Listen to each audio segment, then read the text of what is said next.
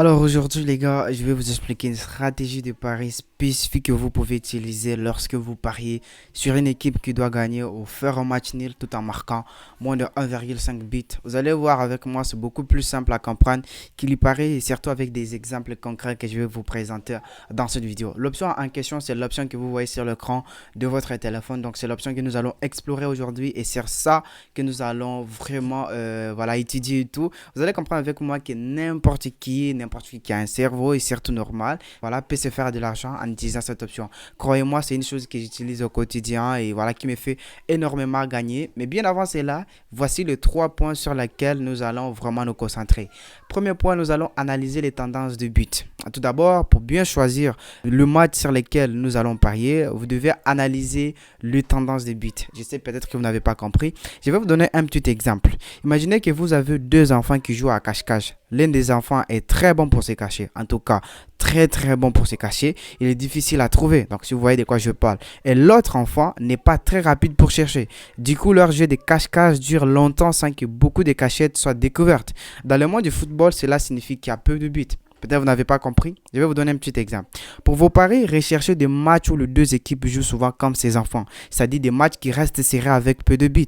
Par exemple, si vous voyez que l'équipe 1 a souvent des matchs où il y a moins d'1,5 but, c'est un bon signe que ces matchs où vous pouvez parier en toute confiance. Donc, ça, c'est la première des choses que nous allons vérifier. C'est que nous allons analyser les tendances de buts. Est-ce que telle ou telle équipe a l'habitude de marquer plus de buts ou moins de buts? Je vais vous expliquer ça dans la partie pratique parce que là, on est un peu dans la partie théorique. Et encore plus important, je vous réserve un petit bonus, donc je vais vous expliquer un peu plus tard dans cette vidéo. La deuxième des choses que nous allons vérifier les statistiques de mi-temps. Ensuite, regardons les statistiques mi-temps. Je vais vous donner un petit exemple, histoire aussi de vous faire comprendre. J'aime des petits exemples. Alors, imaginez que vous jouez à un jeu de course avec deux voitures, d'accord? La première voiture roule lentement au début pour être sûr de ne pas sortir de la piste. Elle ne prend aucun risque, ce qui correspond à un match nul à la mi-temps, d'accord? Mais après la mi-temps, elle accélère un peu, mais reste toujours prudente. Alors pour vos paris, trouver des équipes, nous allons en fait trouver des équipes qui sont comme cette voiture prudente. Elles ne prennent pas de risques en début de match, elles préfèrent rester solides en défense. Par exemple, si l'équipe a souvent des matchs où elle ne marque pas ou ne prend pas de but en première mi-temps, c'est exactement ce genre de match que nous allons chercher. Je ne sais pas si vous m'avez compris, mais en tout cas, je vais faire le mieux pour que je puisse me faire comprendre. D'accord? Je vais faire simple. La troisième des choses, nous allons nous baser sur la stratégie des ligues. Ça, c'est important, les gars. La stratégie des ligues. Parlons de ligues où vous pouvez appliquer cette stratégie. Donc, je vais vous donner aussi un petit exemple. Encore une fois, pour vous passer mon message. Imaginez que vous avez deux terrains de jeu. Sur le premier, les enfants jouent doucement sans se bousculer. Et sur le second, les enfants sont trop compétitifs. C'est-à-dire, il y a l'autre qui veut être le premier, il y a l'autre qui veut être le premier. Bref, ils courent partout et marquent beaucoup de points.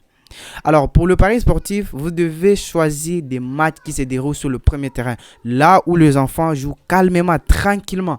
En termes de football, cela signifie que nous allons cibler des ligues où les matchs sont généralement serrés et où il y a peu de buts. Par exemple, certaines ligues sont connues pour leurs matchs avec peu de buts, ce qui en fait le bon choix pour le type de pari que nous allons choisir. Je vais résumer tout ce que je viens de dire en un mot et puis nous allons partir au cas pratique. Si vous combinez ces 3 points ensemble, vous avez une stratégie solide. Je dis bien les gars, vous avez une stratégie solide. Je sais de quoi je parle parce que c'est une stratégie. C'est tout ce que j'ai à faire tous les jours pour avoir un coupon bien plus sécurisé. D'abord, vous devez identifier les équipes et les ligues où le match ont tendance à avoir peu de buts. Ensuite, regardez les statistiques de mi-temps pour voir si l'équipe que vous voulez parier, donc sur quoi vous voulez parier, joue prudemment au début. Enfin, appliquez cela à des ligues spécifiques où les matchs sont généralement calmes et serrés. J'espère que les gars, vous avez compris ce que j'ai dit. Maintenant, nous allons passer à la partie pratique. Vous allez comprendre avec moi. Franchement, c'est quelque chose qui est très simple à vérifier et ça prend moins de 30 secondes. Et puis, boum, vous avez une stratégie bien solide. Et bien avant cela, j'ai le lien du groupe Telegram en description pour ceux qui veulent nous rejoindre et avoir aussi l'intelligence ou le robot que je vous ai créé justement. Voilà, j'ai oublié de vous dire. Le robot que je vous ai créé, je l'ai poster en fait dans le groupe Telegram. Je les donne gratuitement, donc c'est comme ça. Un peu bizarre, mais ça paraît logique. Donc on va continuer, on va jumper dans la deuxième partie de cette vidéo. Première des choses les gars, ce que nous allons faire, nous allons cibler des grandes compétitions européennes. Donc moi j'ai ciblé l'Espagne et je vais vous expliquer pourquoi j'ai pris l'Espagne et l'Italie, c'est-à-dire donc la Liga et la Serie A. Donc je vais vous expliquer pourquoi j'ai pris ces deux championnats. Déjà si vous vous rappelez très bien dans l'explication précédente, le troisième point c'était de chercher en fait les ligues européennes où il y a moins de buts, d'accord? Alors déjà vous devez savoir que ça soit en Espagne ou en Italie, c'est-à-dire Serie A ou la Liga, déjà à savoir qu'ils sont connus pour leur forte tradition de défense avec un accent sur l'organisation et la discipline tactique. Les équipes italiennes ou espagnoles sont souvent très bien structurées défensivement. Ça vous pouvez le vérifier, allez sur internet, vous allez voir, ce qui rend vraiment difficile la création d'occasions de buts, en particulier en premier mi-temps où elle reste très prudente. La deuxième des choses, le pourquoi j'ai choisi les deux compétitions, c'est-à-dire les équipes, que ce soit en Série A ou en Liga, ils préfèrent souvent analyser l'adversaire durant le premier minute du match, ce qui conduit à une approche plus conservatrice au début, surtout en premier mi-temps où nous allons vraiment effectuer notre mise ou notre stratégie tout simplement. La troisième raison qui m'a poussé de prendre ces deux compétitions, les deux plus grandes compétitions aussi en Europe, et déjà vous devez savoir beaucoup d'équipes en Série A ou en Liga, il y a une chose que j'ai remarqué en fait, ils cherchent à évaluer la stratégie adverse avant de prendre des risques offensifs. Cela conduit à des premiers mi-temps moins intenses en termes d'occasion de but. Et donc du coup, c'est sur ces deux là que moi je me suis dit voilà, je vais vous partager la stratégie en question. Donc le reste des histoires, ça va maintenant rester trop simple. Donc vous allez cibler les matchs qui se trouvent en Série A, c'est-à-dire en Italie ou en Liga ou comment on dit déjà en Espagne et tout. Donc voilà, c'est sur ça que nous allons partir. Voilà le match dans Flash Score. Vous pouvez utiliser SofaScore ou Flash Score, donc c'est à vous de voir pour analyser vos statistiques. Donc avec ces matchs ici, nous allons cliquer ici sur Stats justement au milieu ici, d'accord? Ça signifie statistique, d'accord? On clique sur Stats et là nous retrouvons le jeu. Donc là c'est global, c'est-à-dire en gros, là c'est juste pour l'équipe 1, là c'est à l'extérieur, d'accord? On va prendre pour l'équipe 1, pourquoi? Parce que c'est sur l'équipe 1 que nous voulons nous concentrer. Nous allons prendre l'équipe 1. Est-ce que l'équipe 1 a marqué en premier mi-temps? Oui, il a marqué en premier mi-temps, ça se voit justement ici. Ils ont fait un match nul de 1-1.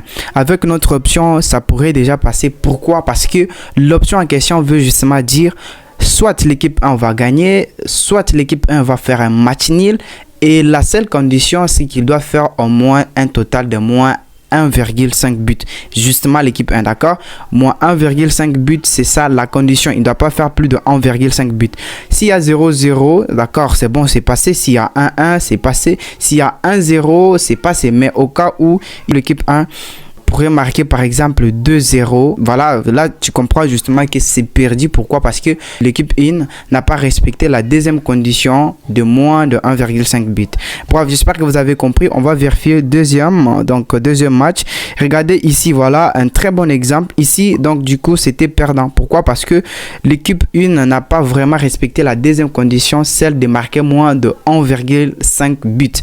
Il a respecté la première condition, celle d'être gagnant ou de faire un match nul, mais la deuxième condition elle n'a pas vraiment respecté parce que voilà, il a fait quelque chose de D et ce qui n'est pas vraiment cool pour notre cas. Donc du coup on va vérifier le troisième. Ici c'était déjà bon, c'est passé, ils ont fait 0-0, donc ils ont fait match nul. En tout cas c'est bon, personne n'a gagné, personne n'a dominé l'autre et personne n'a fait total plus de 1,5 but. Donc du coup on est tranquille. Donc on va prendre le troisième jeu. Ici ils ont fait encore la même chose ici.